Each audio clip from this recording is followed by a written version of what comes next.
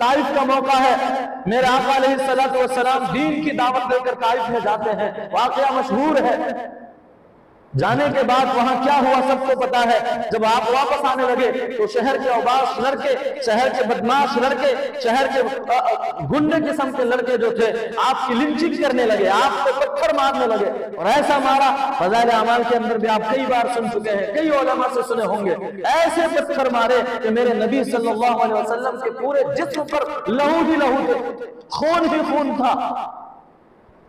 آپ علیہ السلام کی جوتی مبارک خون کی وجہ سے آپ کے پاؤں میں چپک رہے تھے۔ ذرا دور جب گئے ہیں طائف سے، ایک باغ آیا، آرام کی جگہ ملی ہے، وہاں بیٹھ کر آپ اللہ سے دعا کرتے ہیں، اللہم انی اشکو الیک ضعف قوتی وقلت حیلتی وہوانی علی الناس۔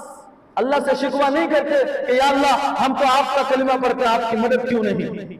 یا اللہ ہم تو آپ کا کلمہ پڑھتے ہیں، آپ کے کلمے کی دعوت دیتے ہیں، آپ کے ایمان کو پھیلاتے ہیں، پھر آپ اپنا عذاب ان پر کیوں نہیں اتارتے؟ نہیں، میرے نبی علیہ السلام نے اپنی کمزوری کا اظہار کیا، یا اللہ میں کمزور ہوں۔ پوری دعا کا خلاصہ فرمایا کہ یا اللہ جتنے بھی حالات آ جاوے لیکن اگر تو راضی ہے تو مجھے کوئی پرواہ نہیں۔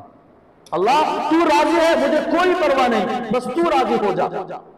میرے بزرگوں، میرے نبی کے یہ حالات ہمیں بتاتے ہیں کہ چاہے حالات کتنے سے برے ہو جاوے لیکن ایمان پر جمنا یہ اصل ہے۔ اپنے رب سے شکوہ نہ کرنا، اپنے اللہ سے شکوہ نہ کرنا، یہ اصل ہے میرے بزرگوں۔